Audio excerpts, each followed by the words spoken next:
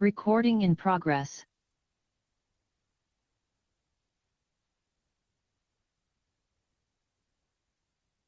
Yes.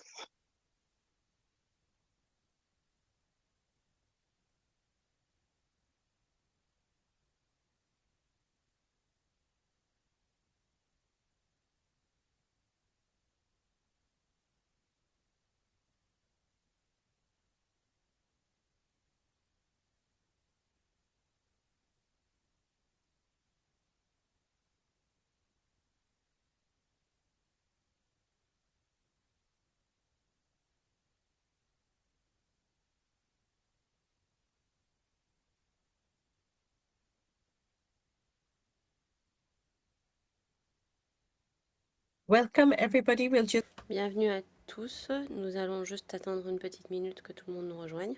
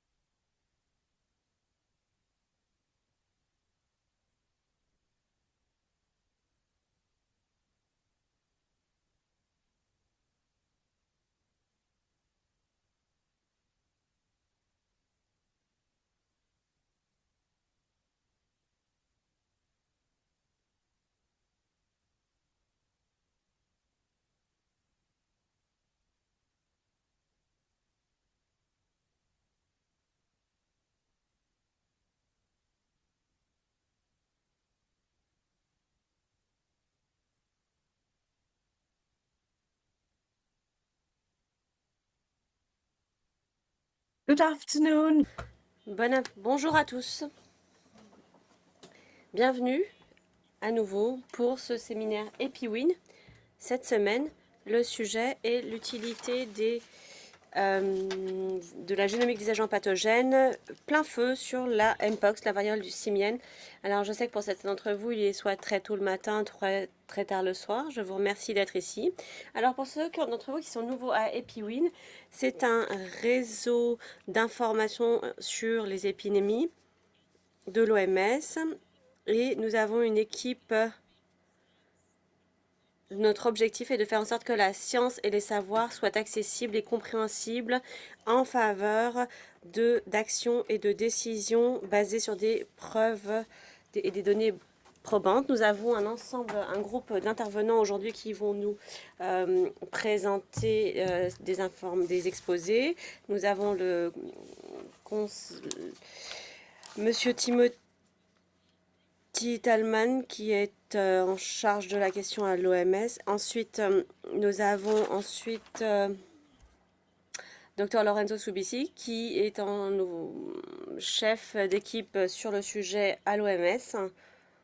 Ensuite, nous avons Eddy Loussamaki qui fait partie de l'INRB et qui vient de RDC, qui nous expliquera comment la Mpox, la génomique a été utilisée pour la riposte à la variole simienne Mpox en RDC. Ensuite, nous avons deux intervenants éminents qui vont modérer vos questions et réponses. Kapsten Mourira de la Fondation Sciences pour l'Afrique et Greg Armstrong de l'équipe spéciale pour la santé mondiale. Alors, Tim Dalman va nous faire ses remarques des remarques de clôture également à la fin. Alors, quelques éléments d'intendance. Ce webinaire est enregistré et il sera mis en ligne sur notre site. Vous pourrez y avoir accès. Les présentateurs partageront leur présentation. Je me réjouis de vous entendre et je vois que certains d'entre vous sont d'ores et déjà en train de faire part de leurs avis ou de leurs commentaires. Et c'est vraiment un plaisir de voir autant de personnes de partout dans le monde. S'il vous plaît, n'hésitez pas à partager vos expériences, commentaires, etc. dans le chat. Beaucoup d'entre vous sont des experts dans leur domaine. Si vous avez des questions pour les intervenants, mettez-les dans la partie Q&A, questions-réponses en bas, afin que garder une trace des questions qui ont été posées, des échanges. S'il vous plaît, vos commentaires doivent rester ciblés, constructifs et respectueux. C'est un webinaire technique pour partager des savoirs et concentrons-nous sur cet aspect. Ce webinaire est également interprété en simultané en français, anglais, espagnol. Donc si vous voyez en bas, regardez en bas de l'écran, vous allez voir que vous pourrez choisir votre langue. Sans plus attendre, nous aimerions maintenant vous entendre.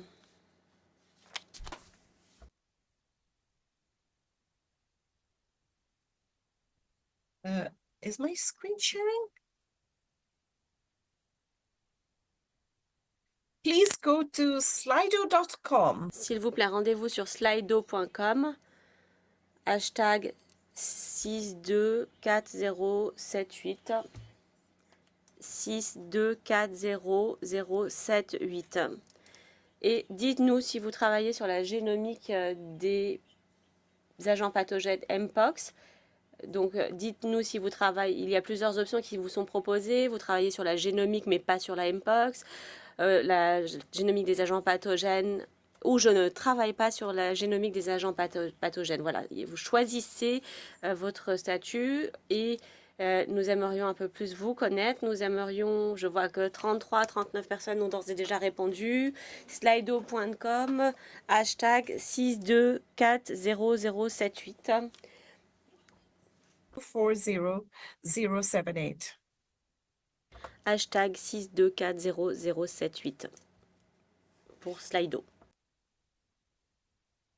We have 84 responses, 96. Yeah.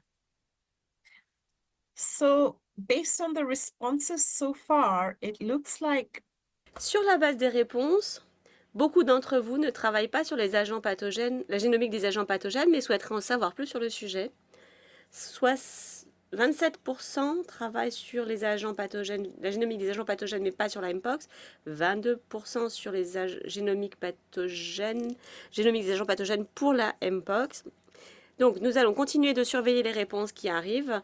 Je vais arrêter de partager mon écran maintenant et je vous invite à continuer à vous rendre sur slido.com, hashtag 62400078 et répondez aux petites questions qui vous sont posées. Maintenant, je vais donner la parole à la séance, à Timothée Dalman pour la séance technique.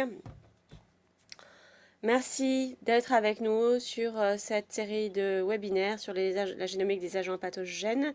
Donc, nous avons aussi quelqu'un de la Fondation pour la science en Afrique.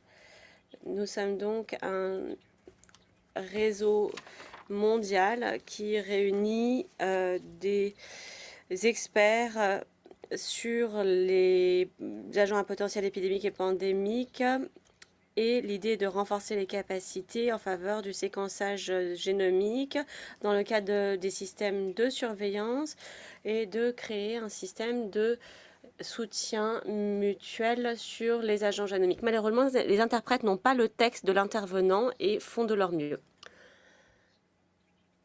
Pour appuyer les activités de renforcement des capacités des pays, nous réunissons des experts pour avoir des experts qui s'impliquent dans la santé publique et pour partager des informations pour utiliser les données probantes afin d'informer les politiques et la prise de décision. Donc, notre webinaire porte sur l'utilité de la génomique des agents pathogènes sur la Mpox, qui est une urgence sanitaire de portée internationale. L'idée, c'est de mieux comprendre les dynamiques de transmission régionale et mondiale de la Mpox et de favoriser une meilleure surveillance. Et j'aimerais maintenant donner la parole à notre premier intervenant, Dr Lorenzo Subisi, qui est chef d'équipe par intérim pour les diagnostics de menaces émergentes au sein du programme urgence sanitaire de l'OMS. Il travaille sur le contrôle des agents pathogènes à potentiel épidémique et pandémique. Il coordonne des activités, élabore des lignes directrices, etc. Lorenzo, vous avez la parole. Thank you, Timothy, for the kind introduction, and Merci Timothy pour cette opportunité. Merci aux organisateurs de m'avoir invité. Je vais partager mon écran. So yeah, I'll provide a brief overview on the genomics in the health. Alors, je vais vous parler de la génomique Mpox dans la réponse sanitaire d'urgence. C'est un historiquement, c'est lié à la transmission zoonotique en Afrique avec des écureuils. On suspecte d'autres cas de transmission, mais nous travaillons sur d'autres réservoirs animaux pour essayer de mieux comprendre. Donc les zones endémiques, Afrique centrale et de l'Ouest, pour le clade 2 en Afrique de l'Ouest notamment. Depuis 2000, il y a eu des cas sporadiques clade 2 en dehors de l'Afrique, mais aucun cas clade 1. Nous avons eu une flambée en Nigeria en 2017-2018 et les données génomiques suggèrent qu'il y a eu une introduction mutuelle dans la population humaine en provenance des réservoirs animaux. Donc depuis 2022, nous avons commencé une surveillance mondiale au sein de l'OMS et c'est là l'aperçu que vous voyez de l'épidémiologie mondiale depuis 2022 avec quelques éléments qui sont mis en exergue sur cette chronologie. Donc il y a les mises à jour et les données qui viennent des laboratoires. La première déclaration du SPPI était en juillet 2022. Le pic de la flambée a eu lieu en 2022. La première SPPI, c'était en mai de l'année suivante. Donc, en plus avec le ministère de la Santé en DRC, nous avons travaillé conjointement et en novembre 2023, nous avons travaillé sur l'épidémiologie et nous avions observé des revirements dans l'épidémiologie. Pour la première fois, les lignes directrices des laboratoires également avaient été utilisées. Alors cela a été un peu un signal d'alarme en matière de surveillance dans la région Afrique. En fait, il y a eu des réunions de haut niveau technique à Kinshasa en 2024 sur le sujet. Ensuite, nous avons publié la deuxième mise à jour avec les lignes directrices des laboratoires concernant comment gérer l'émergence d'un nouveau variant. On a constaté qu'il y avait eu des échecs de diagnostic pour certains éléments qui étaient utilisés. Et quelques mois plus tard, nous avons une deuxième déclaration du SPPI et une urgence de santé continentale par le CDC. Ensuite, les dernières lignes directrices des laboratoires datent de novembre 2024. Ce que vous voyez ici, c'est ce qu'il se passe par région pour la région de janvier 2022 à janvier 2023, ainsi que les caractéristiques démographiques, la symptomatologie. Et il est important de rappeler que cette flambée sur plusieurs pays en 2022-2024 étaient des personnes de sexe masculin, 96%, et pour 90% s'identifiaient comme des hommes ayant des rapports sexuels avec des hommes. Plus de 50% étaient positifs au VIH et ce qui augmentait les risques d'hospitalisation pour ceux qui étaient immunodéprimés, soit parce qu'ils étaient positifs au VIH, soit parce qu'ils avaient d'autres maladies qui portent atteinte à l'immunité. La transmission sexuelle entre les hommes dans le cadre de rapports sexuels semble être le principal moteur de cette épidémie et a été à l'origine d'un revirement important par rapport à la transmission zoonotique que l'on connaissait historiquement. Alors, ce que vous voyez, c'est un élément très important. C'était pour vous dire comment nous avons inféré des données de transmission à partir des données génétiques. et les chercheurs ont identifié des éléments particuliers dans le génome du virus qui étaient caractéristiques d'une modification par l'être humain des enzymes ApoBec3. C'est des protéines qui induisent des mutations dans l'ADN du virus. Ces mutations ont permis aux scientifiques d'inférer qu'il y a eu une transmission entre les êtres humains depuis 2016, notamment au Nigeria, et qu'il ne s'agissait plus seulement de transmission zoonotique. Donc, encore une fois, cela montre qu'il y a eu un changement majeur dans la transmission du virus et c'est important dans le cadre du suivi de la propagation de la transmission. Alors, ce que vous voyez sur les points à l'écran, c'est des cas où la transmission est de nature zoonotique et vous constatez qu'il y a eu des clusters de virus et ce sont ces virus qui sont porteurs de l'ApoBec3 et qui suggèrent qu'il y a eu une transmission humaine. Donc en fait, la génomique a servi d'alerte précoce pour se rendre compte que le virus risquait de se propager encore plus à cause de cette transmission humaine. Alors un événement important, c'est une mission conjointe de l'OMS en novembre 2023 et vous voyez ici une image qui apparaît à l'écran à gauche qui est sur sur le site. Donc vous voyez ici donc c'est un cas de la RDC a été particulièrement affectée. Les plus affectés c'était les groupes de personnes de moins de 5 ans ou au-delà de 5 ans.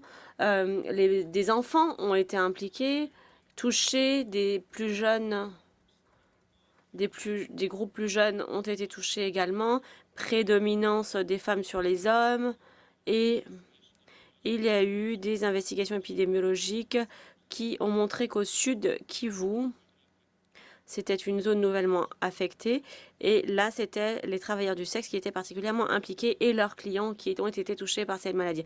Encore une fois, on a eu ici un nouveau changement, un revirement de l'épidémiologie après le premier revirement dont je vous avais parlé et c'est ce qui nous a amené à la seconde flambée d'entre 22 et 2023.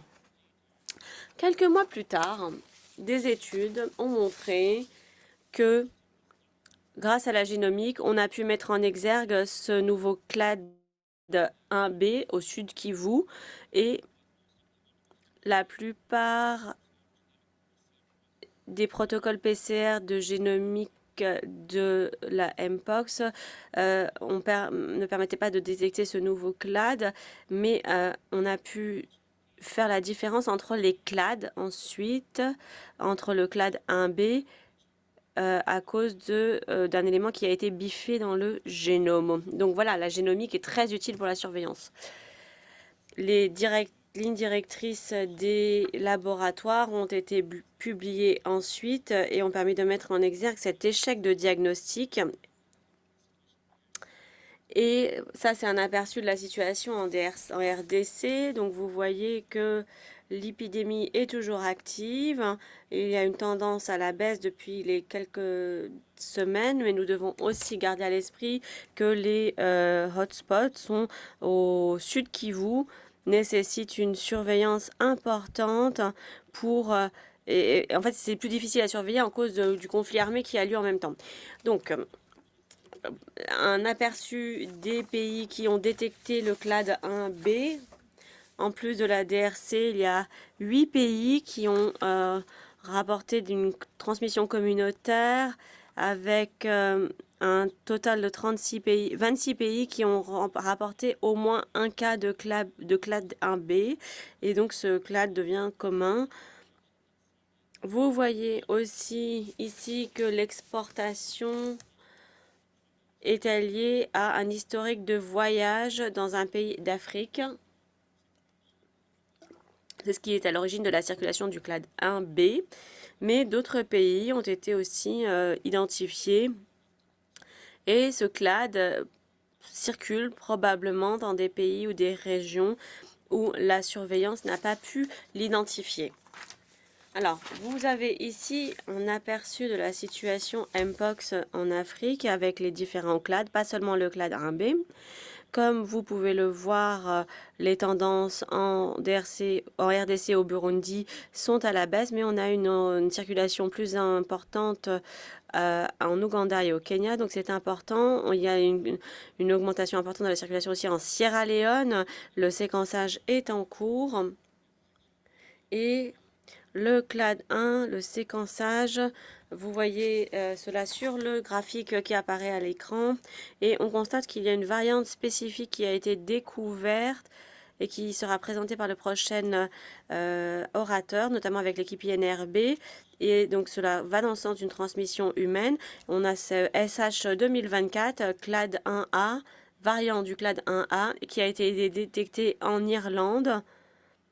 Et le clade 1A, pour la première fois, a été détecté en Chine. Nous nous attendons donc à ce que cela rentre dans le groupe variant SH 2024. Alors, qu'est-ce que le SH 2024? Alors, nous avons proposé une nomenclature pour les flambées transmission homme to homme, être humain à être humain. Donc, l'objectif de ce que vous voyez à l'écran, c'est de mieux comprendre le clade actuel et c'est important de bien comprendre les différents clades pour les nouveaux virus, notamment l'accumulation de mutations de type ApoBec3. Nous constatons qu'avec le clade 1B, il y a eu une exportation à travers les pays et ce nouveau virus en Kinshasa 2024 aussi, où on a eu au moins un cas d'exportation du clade 1 en dehors de l'Afrique. Et peut-être une deuxième exportation vers la Chine. Donc c'est important de bien connaître la situation en Afrique de l'Ouest. Un autre clade circule. Clade 2A, il y a eu beaucoup de transmissions zoonotiques en Afrique de l'Ouest en 2024, certainement aussi parce que cela correspond à une surveillance accrue dans les pays. Le clade 2A a été détecté en Guinée, Libéria, Ghana et Côte d'Ivoire. Le séquençage est en cours en Sierra Leone, donc on ne sait pas encore s'il y a eu un clade 2B ou si c'est un clade 2A. Il est important après le clade 2B, maintenant le clade 2A, de bien comprendre ce qu'il se passe pour savoir si on a un clade 2A qui va être lié à une transmission durable entre les êtres humains. On ne sait pas encore parce que le séquençage est encore en cours pour l'Afrique de l'Ouest et c'est encore sporadique dans cette région. Mais je crois que la question, c'est de savoir ce que va nous donner le séquençage par rapport à la circulation et qui va dans le sens d'une transmission durable homme à homme. Et on ne sait pas encore. Alors, une dernière diapositive que je souhaitais vous montrer, c'est une étude très intéressante qui a examiné les réservoirs animaux et qui s'est rendu compte que certains types d'écureuils constituent un réservoir. Cela ne signifie pas que cette espèce est le seul réservoir animal, mais cela montre que c'est une espèce dans un parc en Côte d'Ivoire, le parc national Taille, a été constaté et on a étudié des carcasses de cet animal dans la région. Ce qui est intéressant, c'est que le génome de ce type d'écureuil a permis d'avoir des informations. On a pu constater que certains animaux qui consommaient cet écureuil, donc notamment un mangabi qui a consommé cette espèce dans le cadre de son régime alimentaire,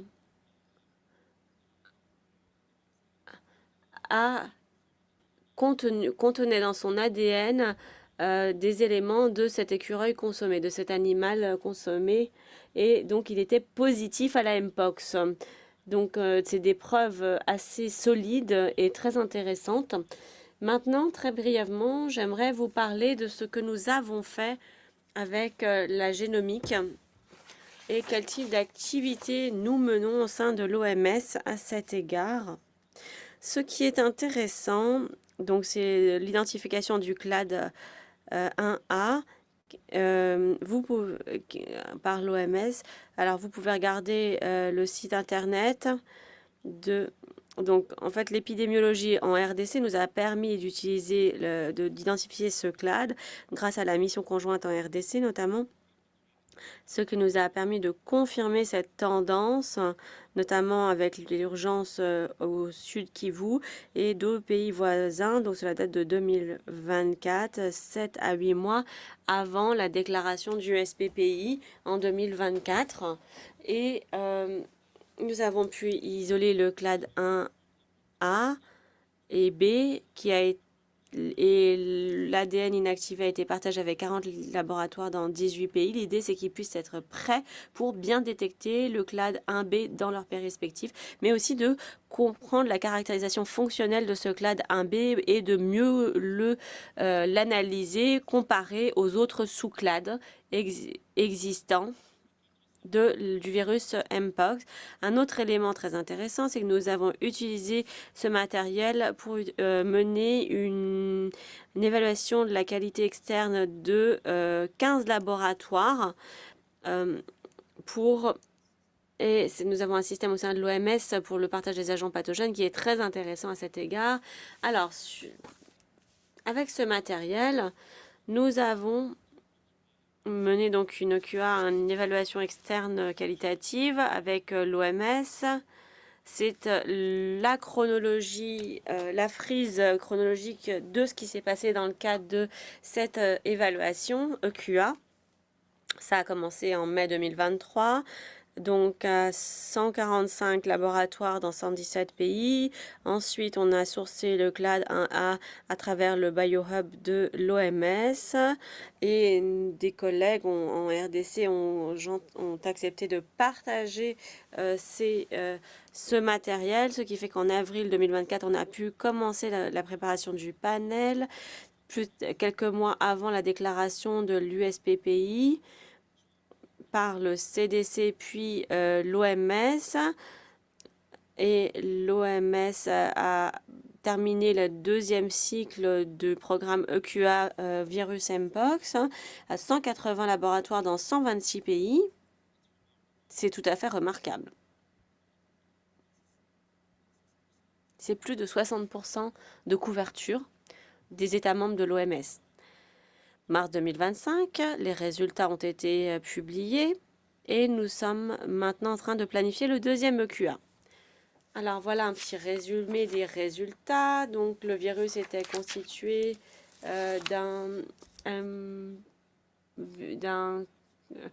donc il y a un Mpox positif, ensuite un clade 1A positif et d'autres négatifs, comme vous pouvez le voir dans le tableau à l'écran. Cela comprend également quelques autres OPXV positifs et il y en avait un qui était très proche de la limite de détection. Les conclusions de cette présentation, c'est alors de mieux comprendre quels sont les virus qui se transmettent à travers une transmission humaine durable. À ce stade, nous avons 3 souches grâce à l'accumulation de ces mutations que nous avons constatées. Donc le clade 2B, SH 2017, parce qu'il a commencé au Nigeria en 2017, et le lignage B1 de ce clade a mené à cette flambée sur plusieurs pays en 2024 et c'est le clade SH1B SH 2023A Sud Kivu 6 pays maintenant et le clade 1A SH 2024A Kinshasa et au moins un pays, un autre pays à ce stade, peut-être deux. Nous aurons peut-être d'autres exportations qui se révéleront à l'avenir. Donc vraiment, la génomique a été un clé pour la préparation au diagnostic du clade 1B et les variants qui ont été liés à la transmission zoonotique. Et c'était important aussi pour les diagnostics. Et pour ce clade 1B, parce qu'on a pu se préparer à mieux cibler les gènes concernés, c'était avec le soutien du BioHub de l'OMS ainsi que le programme EQA. Alors, 2 documents de l'OMS sont en train d'être préparés avec l'IPSN sur la génomique, un document générique et un document spécifique à la Mpox. Alors ce que vous voyez ici, donc l'un concerne des analyses techniques sur la génomique et je n'ai pas plus de temps pour vous présenter les documents en question, mais en fait il présente les principes directeurs du partage de données des génomes des agents pathogènes. Merci beaucoup Timothy, merci à tous, merci. Thank you so much, Lorenzo, for that. Great. Merci beaucoup. J'ai maintenant le plaisir de vous présenter notre orateur suivant, qui est Monsieur Lusamaki, qui est un médecin et qui a étudié en France et qui est à l'Institut national de recherche et qui maintenant travaille à la RDC. Il va nous parler des activités de surveillance génomique de la Mpox. Il a des compétences et une formation en microbiologie, biosécurité et génomique, et notamment en spécialisation en matière de génomie de la Mpox. Merci beaucoup aux organisateurs de nous donner la possibilité de faire cette présentation à propos de la surveillance génomique de la Mpox, ce qui nous permet de mieux comprendre la dynamique de la maladie. Comme le montre cette diapositive, il s'agit de l'une des maladies placées sous surveillance à la RDC.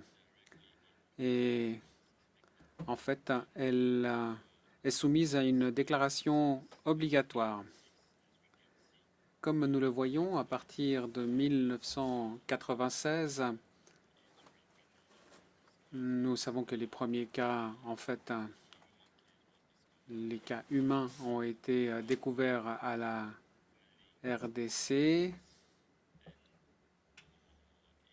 en 1970. Et le ministère de la Santé avec l'OMC ont lancé un programme pour essayer de mieux comprendre la maladie et déterminer s'il s'agit d'une menace directe ainsi que d'organiser l'éradication. Le programme de surveillance intensif de l'OMS et du ministère de la Santé ont permis de constater que ce virus ne posait pas de problème de santé publique majeur. Cependant, la deuxième flambée était inférieure et nous avons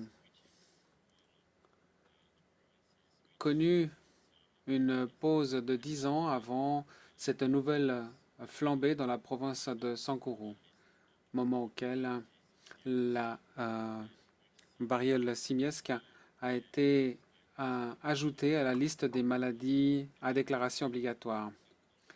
Nous avons constaté également qu'en 2003, puis en 2017, la première flambée s'est produite en dehors du continent africain. Mon prédécesseur a expliqué quelle a été la chronologie qui nous a permis d'arriver à cette situation de déclaration d'une USPPI par l'OMS, comme nous allons pouvoir le voir dans cette infographie.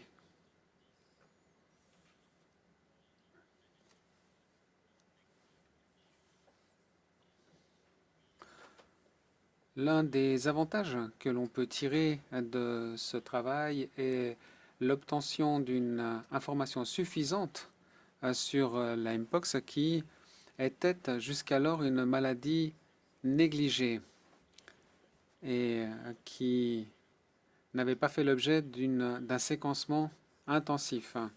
Vous voyez que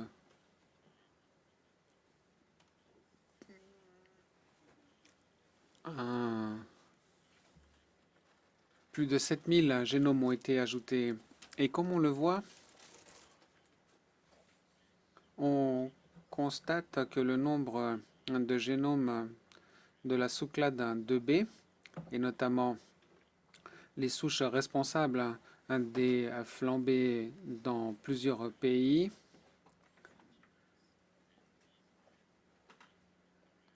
ce sont des génomes qui ont été caractérisés dans les lignages A à F, et mon prédécesseur en a parlé. Cependant, nous voyons également ici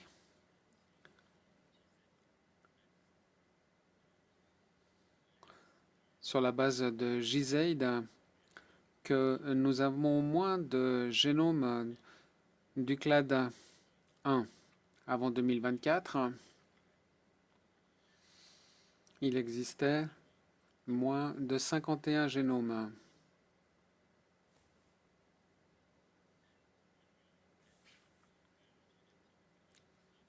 Les études phylogénétiques qui ont été menées nous montrent que 5 groupes du clade 1 ont été décrits. Le premier comportant des génomes du Gabon et du Cameroun, et principalement des génomes de la RDC et la souche de Sankourou, qui avait été signalée lors de la flambée de 96.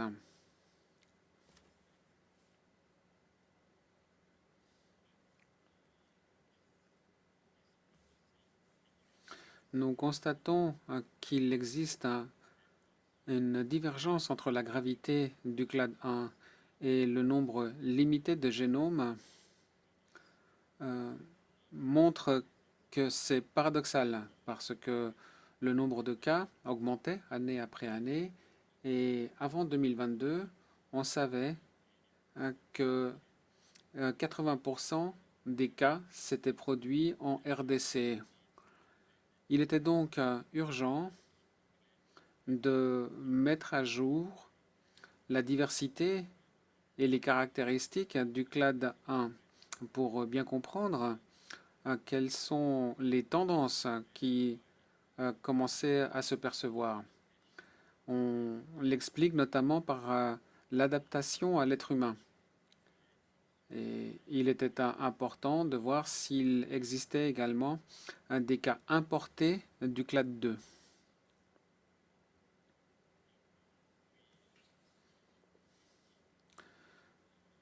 C'est ainsi que nous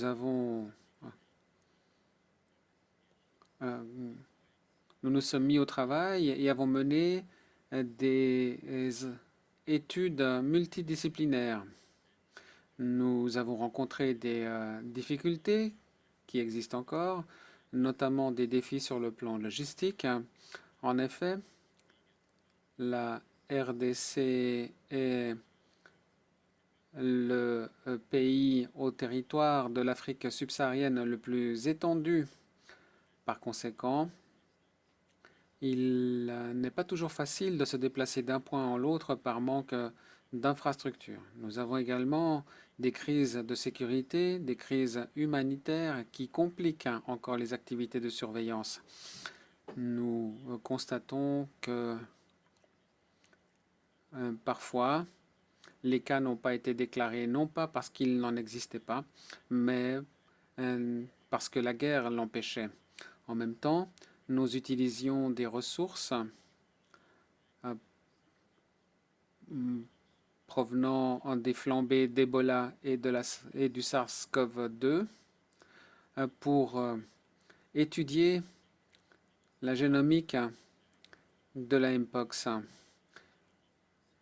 Et c'est ce que l'on a appelé le programme de surveillance AfroScreen pour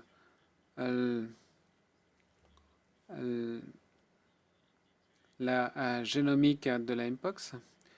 Nous l'avons fait également avec le soutien d'autres instituts et de l'OMS. Nous avons pu ainsi entamer la surveillance génomique à partir de 2022 sur la base des échantillons prélevés en 2018. Nous les avons séquencés pour essayer de mieux les comprendre.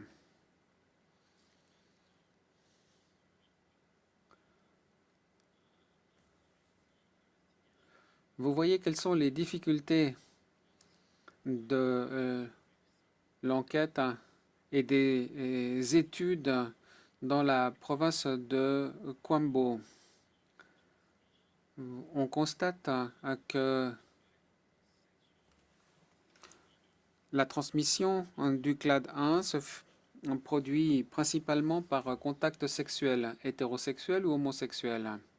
Ce qui était préoccupant parce que jusqu'alors,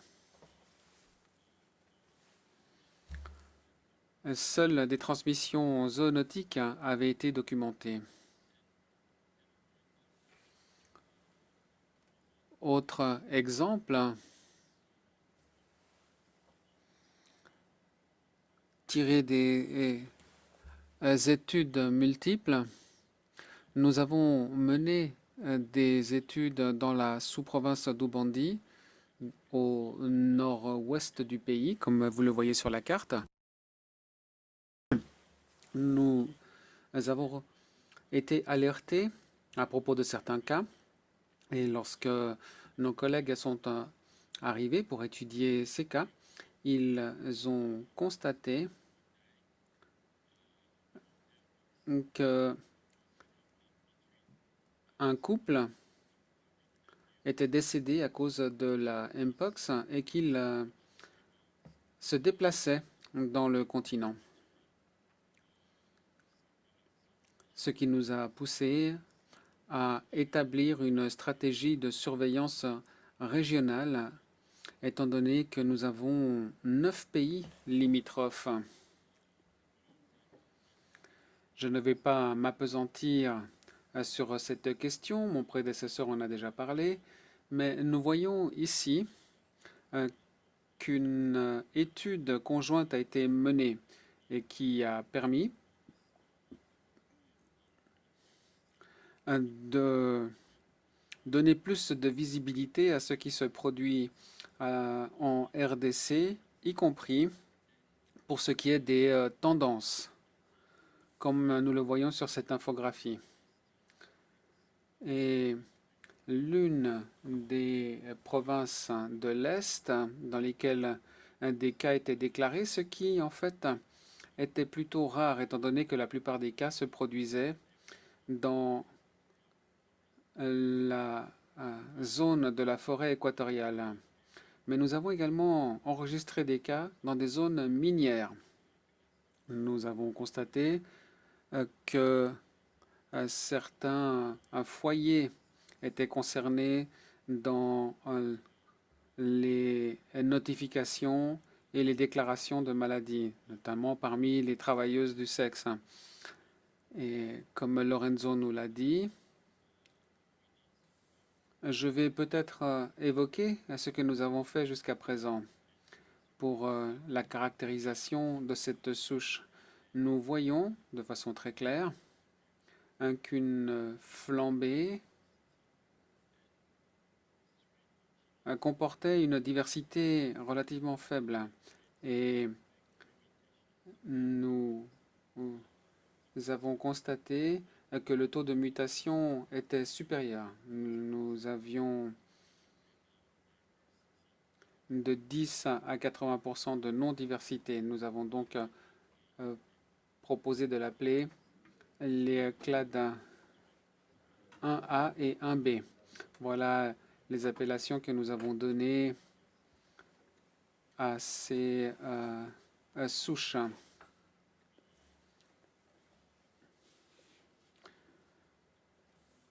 Notre travail ensuite nous a permis d'étudier le lot d'échantillons recueillis depuis 2018 jusqu'en 2024, ce qui nous a permis d'identifier 429 génomes, ce qui montre quelle est la diversité du virus.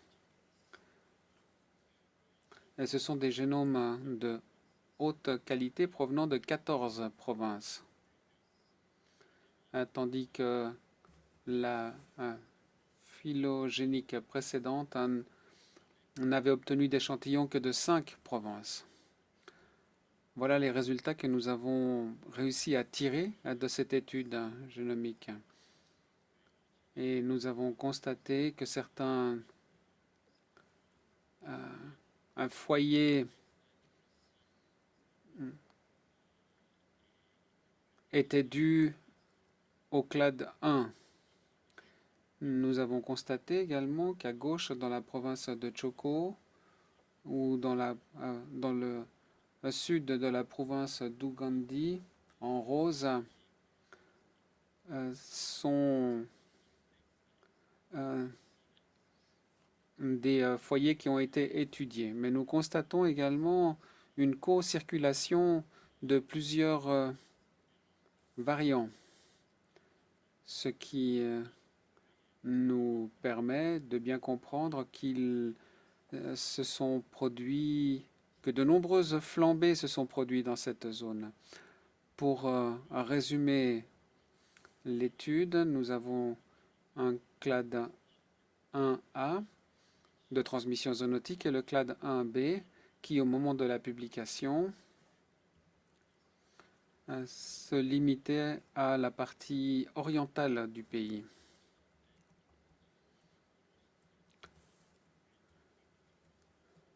Au moment de la publication, nous avons constaté que le nombre de déclarations avait pratiquement doublé.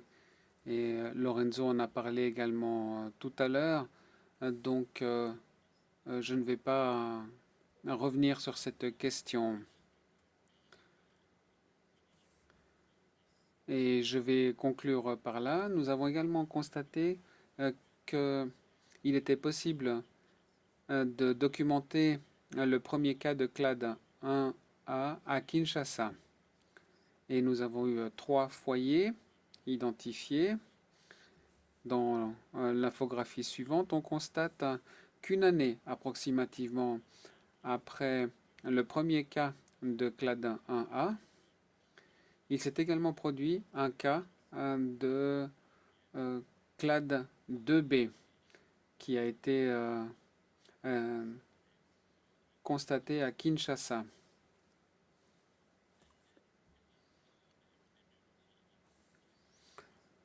L'épidémiologie à Kinshasa est constituée de flambées de clade 1B avec des exportations vers d'autres provinces, comme nous le constatons sur la carte sur la droite.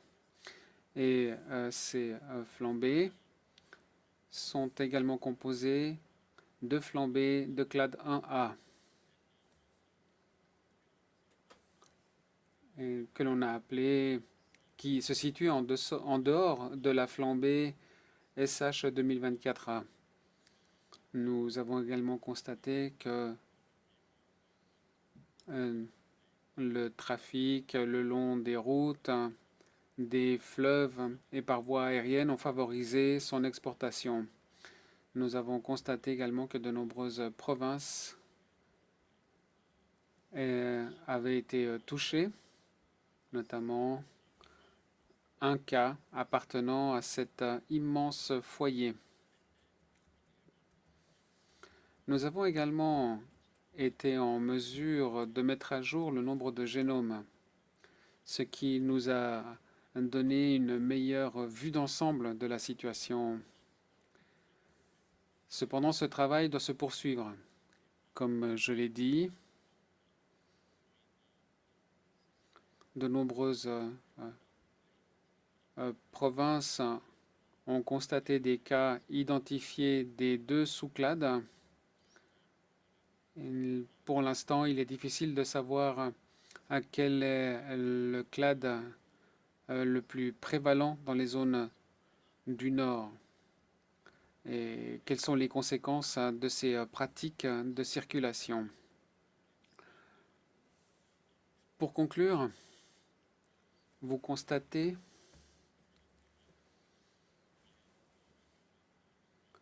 que nous avons effectivement des flambées humaines, mais une prédominance zoonotique dans le pays, ce qui montre qu'il est nécessaire de bien documenter le réservoir et que les variants adaptés à l'humain ne sont pas suffisamment étudiés alors qu'ils apparaissent. Nous devons adapter notre stratégie pour mieux surveiller la maladie, notamment par le biais de PCR et d'autres. N'oublions pas que la surveillance génomique est essentielle pour faire face aux urgences. Et nous voudrions remercier tous les partenaires, tous les collègues, toutes celles et ceux qui nous ont prêté main forte. En effet, les coûts de la surveillance génomique ne sont pas perdus. Merci beaucoup de m'avoir donné la parole. Great, and this is Greg Armstrong. Je voudrais remercier les 2 orateurs pour d'excellentes présentations. Nous avons beaucoup de questions, commençons peut-être par quelques questions qui concernent le partage de données et d'informations. Comment faire un arbitrage entre les avantages potentiels de partager les données et les risques qu'implique, par exemple, le respect de données privées et la protection de la vie privée des individus.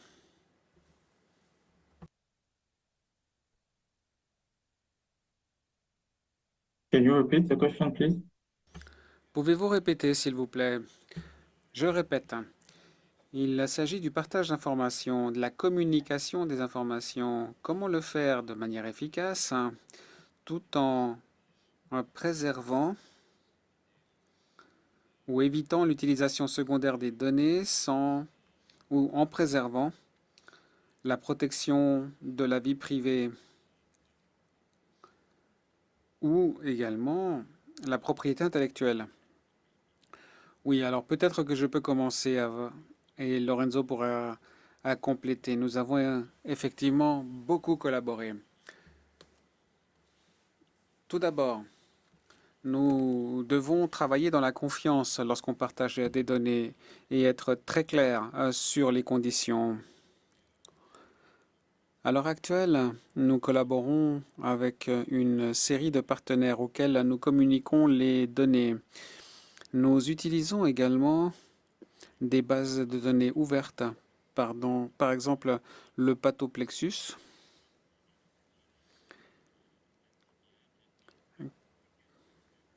et la banque NTBH, et nous avons la possibilité de limiter l'accès. Donc, tout le monde peut accéder au génome, mais ne pas l'utiliser en attendant qu'on en ouvre l'accès et l'utilisation.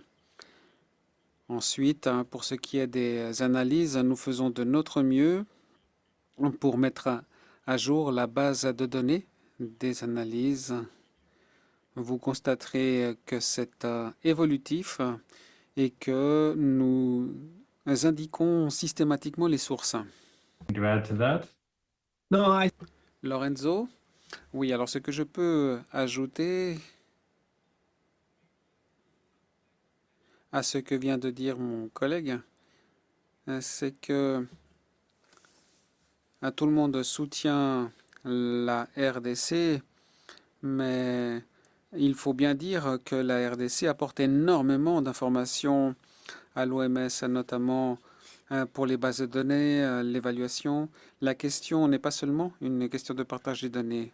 Je voulais vraiment insister là-dessus. Merci beaucoup à Eddy et aux collègues des informations qu'ils nous communiquent. Merci, je crois que c'est une excellente manière de conclure. Je rends la parole à Tim. Thanks, Greg. Yeah, and thank you to Merci, merci aux deux orateurs. Vous avez réussi à nous donner des informations sur la surveillance de la génomique de la Mpox pour la caractérisation des caractéristiques de la transmission humaine et également des tendances épidémiologiques. Ces éléments nous permettent de mieux diagnostiquer les nouveaux variants et de servir d'orientation aux interventions de santé publique qui peuvent être plus ciblées, plus spécifiques pour les populations vulnérables. Nous voudrions également vous remercier, Eddy et Lorenzo pour le soutien et pour votre participation à ce séminaire ainsi que la Fondation africaine pour la science. Et nous ne pourrions pas organiser cette série de séminaires sans les partenaires. Et je me réjouis de continuer cette collaboration pour d'autres webinaires sur cette génomique. J'attends également que vous me disiez quels sont les sujets que l'on pourrait aborder à l'avenir. Il ne me reste plus qu'à remercier toutes celles et ceux qui ont participé à ce séminaire. Merci. Je remercie l'ensemble des orateurs qui ont pris la parole pendant ce webinaire et remercie également tous les participants. Je voudrais également remercier toutes celles et ceux qui ont travaillé en coulisses.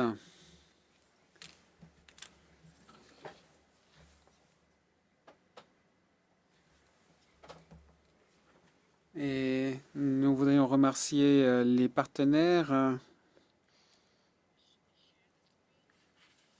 et ceux qui ont partagé les écrans, qui nous ont aidés à organiser et à mener ce webinaire.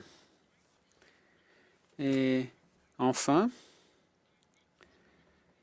je voudrais vous communiquer le prochain webinaire EpiWin qui se tiendra à 9 h. Pour les pays orientaux qui bien souvent restent en marge, ce sera la première partie. Et au mois de mai, nous aurons la deuxième partie.